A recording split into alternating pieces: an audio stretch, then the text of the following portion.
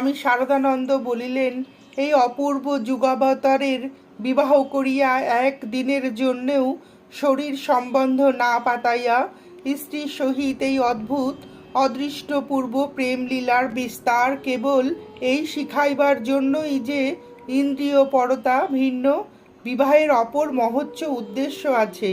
শ্রীরামচন্দ্র, শ্রীকৃষ্ণ, বুদ্ধ, যিশু, শ্রীশঙ্কর, শ্রীচৈতন্য প্রভৃতি রূপে পূর্ব যুগে যে লীলা লোকগুরুদিগের জগৎকে দেখাইবার প্রয়োজন হয় নাই, তাহাই এই যুগের প্রয়োজনের জন্য ঠাকুর শ্রীরামকৃষ্ণদেব শরীরে প্রদর্শিত হয়েছে।